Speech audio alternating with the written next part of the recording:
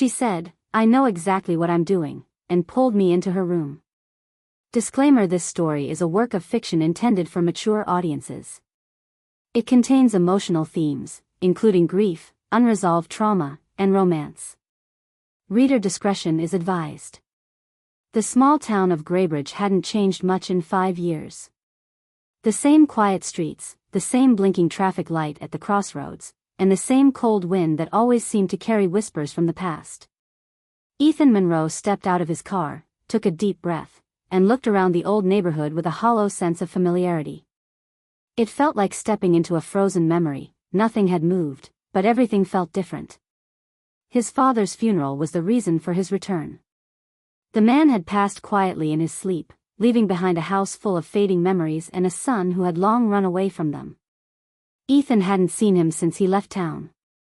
No goodbye, no calls, just a sudden departure after a tragedy that shattered what little was left of his family. But what really haunted Ethan wasn't his father's death, it was Josh. His younger brother. The accident. It had been 5 years, but the weight of guilt had never lifted. He had been supposed to watch Josh that day. Just keep him close, keep him safe. But instead, he got distracted. One stupid moment, and the river had claimed a life. He could still hear the echo of the sirens, the weeping, and the silence that followed. Ethan hadn't just run from the town, he ran from himself. Now he stood at the gates of the old churchyard, dressed in black, looking out at the small crowd gathered for his father's funeral. Most faces were familiar, neighbors, a few old teachers, distant relatives. But there was one face he hadn't expected to see. Mira Carter. She stood near the back, her long black coat pulled tight around her, her arms folded like armor. Her eyes were fixed on him, not with hatred, not with sympathy. Just intensity. Mira had been his best friend once. The girl he confided in, laughed with, maybe even loved. But after Josh's death, he pushed her away too. She had tried to reach out, calls, letters, but he ignored them all. Now, here she was. When the ceremony ended, Ethan tried to slip away quietly, but he felt a hand on his arm. "Hey," Mira said softly. He turned. "Mira, we need to talk," she said, voice firm but not angry. "You owe me that much." Ethan swallowed hard. He couldn't argue. Later that evening, just as the sun dipped below the hills, Mira sent him a text, "Come over tonight. Please." He stared at the screen for a long time, then typed a shaky reply, "Okay." And as darkness fell over Graybridge, Ethan found himself driving toward a place he hadn't been in years, the Carter house. The place where everything started to fall apart. The drive to Myra's house was quiet, the road lit only by the pale silver of the moon. Ethan kept both hands tight on the steering wheel, as if letting go might send him spiraling back into the past. Every turn, every tree he passed whispered of memories he'd buried, nights spent with Mira on the porch, laughter drifting into the dark, and the sound of Josh's voice echoing through the summer air. He pulled up to the familiar house. The porch light was on, casting a warm glow across the steps. Her car was parked exactly where it used to be. For a second, he just sat there, engine idling, heart pounding. He almost turned around. But then the front door opened. Mira stood there in the doorway, silhouetted by the soft amber light behind her. Her arms were crossed, and she was barefoot, like she always used to be when she didn't want to pretend. She gave him a look. It wasn't a smile, but it wasn't anger either. It was something far heavier. "Are you just going to sit there all night?" she asked. Ethan shut off the engine. Inside, the house was quiet. Her parents had moved out years ago. Now it was just her and silence, and yet the house felt full, heavy with emotion, like it had absorbed the echoes of everything that had ever happened inside it. They sat in the living room for a moment, on opposite couches, as if there was some invisible line between them neither dared to cross. Mira broke the silence first. "Why didn't you come back?" Her voice didn't tremble, it was steady, rehearsed, like she'd waited years to say the words exactly right. Ethan stared down at his hands. Because I couldn't face any of it. Not my dad. Not this town. Not you.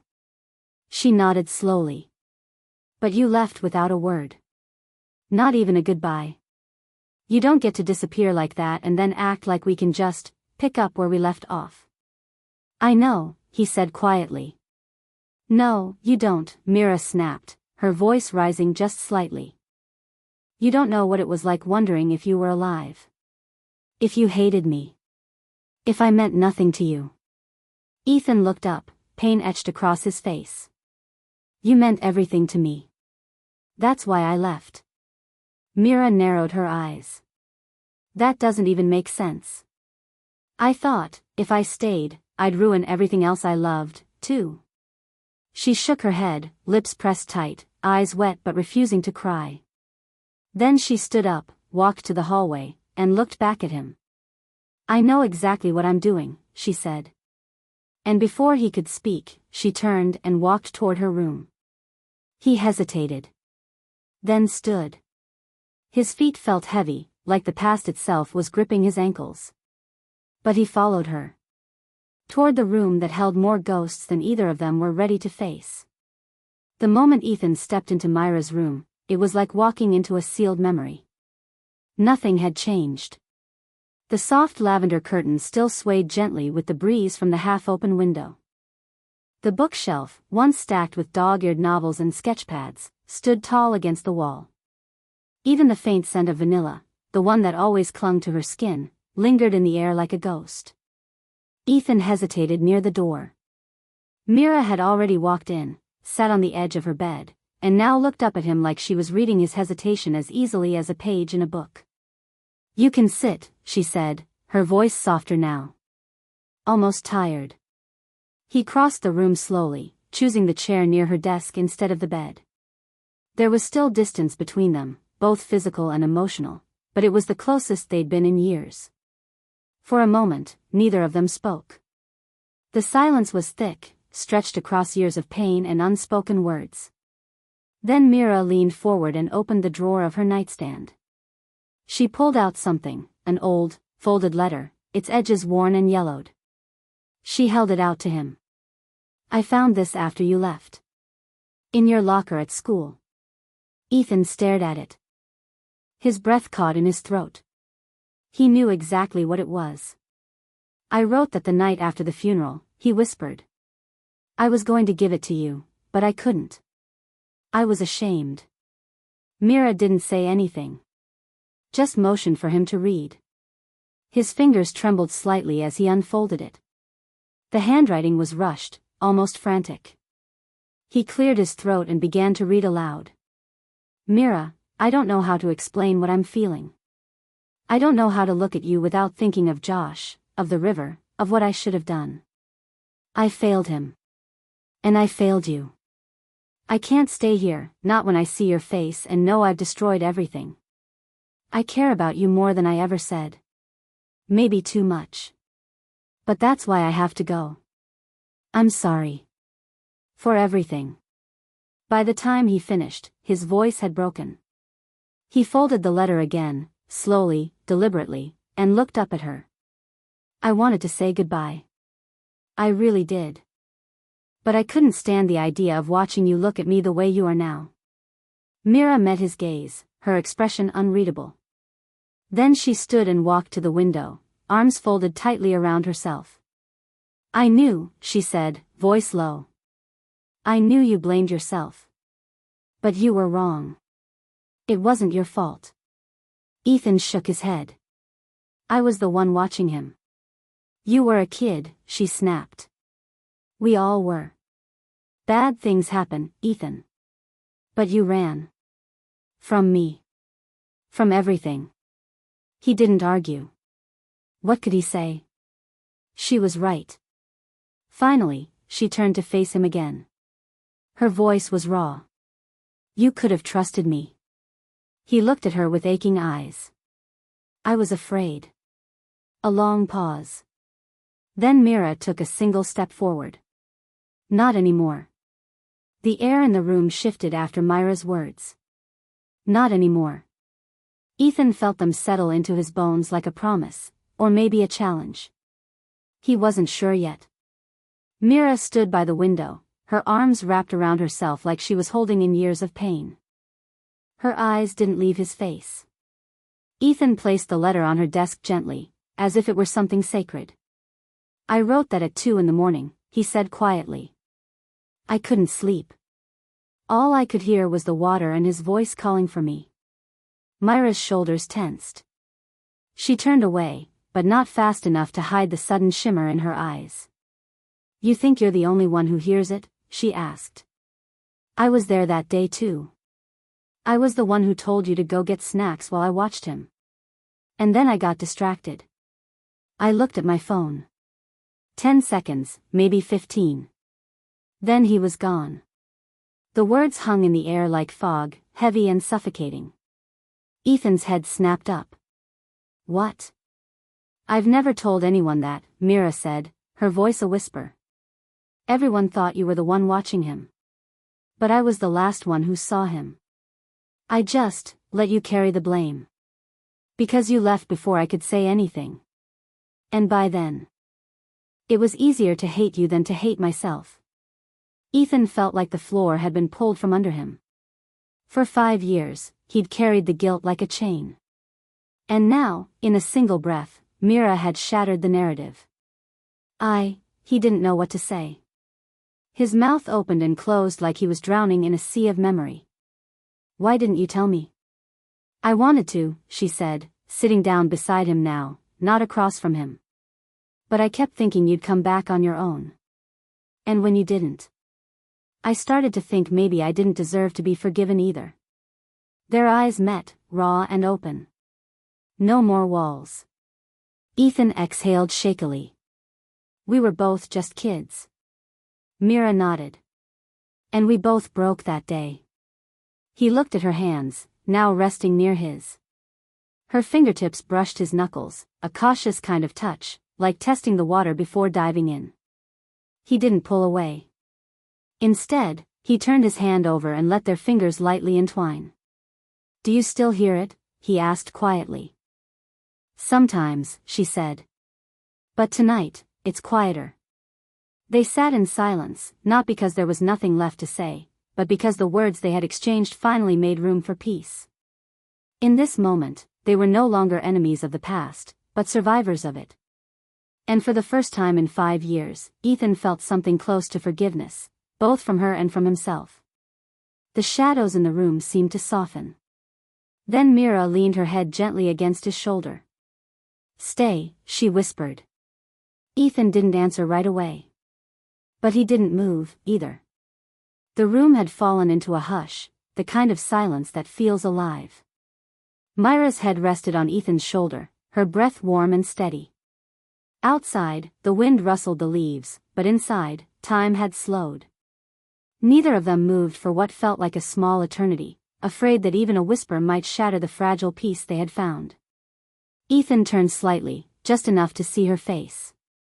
Myra's eyes were closed, her lashes trembling slightly. She looked older than he remembered, but only in the way someone does when they've carried pain for too long. And yet, she was still the same Mira, the girl who once chased fireflies with him in the backyard, who drew constellations on her ceiling, who sat beside him when his world was falling apart. "You know," Ethan said softly, "I used to imagine this moment. 100 different versions of it.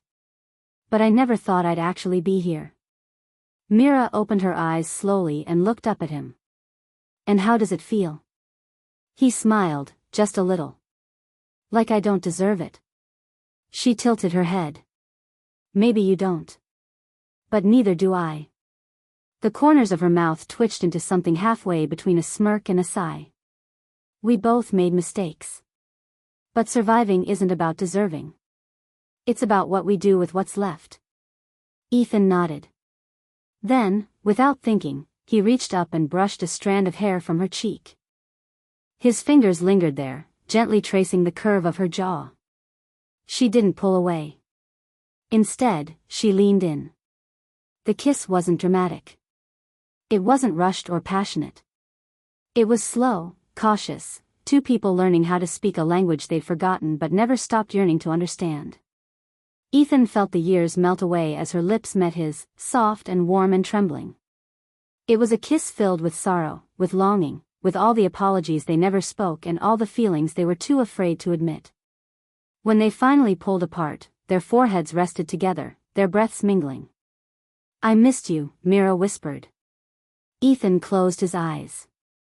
"I missed you every single day." She gave a soft, broken laugh. "Then why did it take you 5 years to come back?" He opened his eyes, looking directly into hers. "Because I didn't think I was allowed to love anything after what happened. Not even you." Mira swallowed hard. "We can't keep punishing ourselves forever." "No," he agreed. "We can't." The words didn't fix everything. They didn't erase the pain or change the past.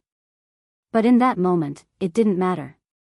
What mattered was that they were here, together, real, raw, and finally honest.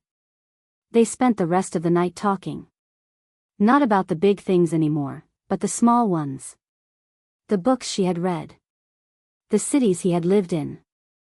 The things they had never gotten to share. And when exhaustion finally took them, Ethan lay beside her on the bed, not as a stranger, not as a shadow of the past, but as someone finding his way back. The first light of dawn filtered through Myra's bedroom curtains, casting a soft golden hue across the walls. Ethan stirred, his eyes blinking open slowly. For a moment, he didn't remember where he was, until he turned and saw her, still asleep beside him. Mira lay curled up on her side, her hair a dark tangle on the pillow, her face peaceful in a way he hadn't seen since they were teenagers.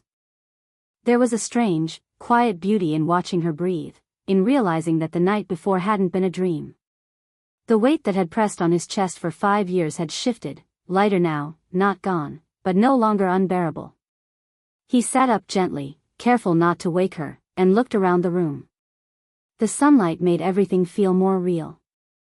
The posters on the walls, the books, the pictures on her dresser, it was all Mira. But something was different now. They were different. He stood, stretching a little, and walked quietly toward the kitchen. The house was silent except for the occasional creak of the floorboards. He found the old coffee maker still working, though it grumbled with age as it came to life. As the smell of brewing coffee filled the air, he leaned against the counter, staring out the window at the empty street. The guilt hadn't vanished. But it was no longer the only thing he felt. For the first time in years, he could feel hope pressing in at the edges of his grief. A soft sound made him turn. Mira stood in the doorway, wrapped in a blanket, her eyes still puffy with sleep. "You're up early," she said, her voice raspy. He smiled. "Didn't want to wake you." She walked in slowly and stood beside him, looking out the same window. "I used to stand here a lot after you left," she murmured. "Wondering if you'd ever come back." "I almost didn't," he admitted. "I know." They stood there for a while in silence. Then she looked at him. "So what happens now?" It was a simple question, but it felt enormous. The kind of question that changes everything depending on the answer. Ethan took a deep breath. "I don't know. I mean, I have to clean out my dad's place. Deal with all the stuff I've been avoiding. And I don't know if I'm ready to leave again." She looked at him, her expression unreadable. "Are you saying you want to stay?" "I'm saying I want to try," he said. "With you. With this. With facing everything I should have faced a long time ago." Mira nodded slowly, then stepped closer and leaned her head against his shoulder again. "Trying is enough," she said. The coffee finished brewing with a soft beep. Ethan poured them both cups, and they sat down at the old kitchen table, two broken people, maybe still healing, maybe still afraid, but finally moving forward. And in the warm glow of morning, they allowed themselves to believe in the possibility of something new. Later that afternoon, Mira stood by the passenger door of Ethan's car, watching as he stared up at the modest 2-story house he hadn't seen in years. His father's house. Once his home, now a decaying monument to everything he'd tried to outrun. You sure you want to do this today? She asked, gently. Ethan didn't answer right away. His fingers tightened around the keys. The driveway was cracked, weeds growing in between. The mailbox was leaning. And behind those windows were memories he had buried under years of silence. I need to, he said finally. I've been carrying this around for too long. She nodded, then followed him to the front door. Inside, the air was stale. Dust hung thick in the light that streamed through half-drawn curtains. The furniture was all still there, covered with old sheets, like ghosts trying to hide. Mira looked around slowly, quietly, not touching anything. Ethan moved deeper into the house. His eyes scanned the walls, the photos that still hung there, mostly of him and his dad. Smiling. Fishing. Baseball games. All lies, in retrospect. Carefully posed moments that never told the full story. He was hard on you, Mira said quietly, reading his expression. Ethan nodded. After my mom died, he changed. He stopped being a dad and started being someone else. Angry. Cold. He moved into the living room, stopping in front of the fireplace. A framed picture sat on the mantel, one of the few of all three of them. His mother, radiant. His father, standing stiffly beside her. And Ethan, barely 10 years old, forced into a grin. I tried to be the son he wanted, Ethan said, voice tight. But I never could. Especially after Josh, his words trailed off. Mira stood beside him, close but not crowding. You don't have to explain it. I get it. He turned to her, eyes shadowed. He blamed me for Josh's death. Said I was careless. Said I failed our family. Myra's face hardened. That's not fair. No, Ethan said quietly. But I believed him. I let his words define me. That's why I left. Not just because of guilt, but because I thought maybe he was right. Mira reached for his hand. You know better now. I'm trying, he said, squeezing her fingers. They moved upstairs next, to his old bedroom. Everything was still the same, posters on the wall, notebooks stacked in a corner, an old guitar leaning by the closet. He sat on the edge of the bed, running his hand over the quilt his mom had made before she died. I'm scared, he admitted. Of what? That if I forgive him, it'll feel like saying he was right. That everything he said about me was okay. Mira knelt in front of him, taking both his hands. Forgiveness isn't about excusing pain. It's about freeing yourself from it. He looked at her, eyes welling. I don't know if I can. She smiled gently. Then don't do it for him. Do it for you. And in that dusty room full of old shadows, Ethan finally let himself cry, not for his father, not even for Josh, but for himself. A week had passed since Ethan first stepped into Myra's room again. Since then, something had begun to shift, not just in their relationship, but inside him. It wasn't a sudden transformation or a dramatic revelation. It was quieter than that. Gentler. Like a wound finally starting to heal from the inside. They stood now at the edge of the river, the same river where Josh had drowned. Ethan hadn't been back since the accident.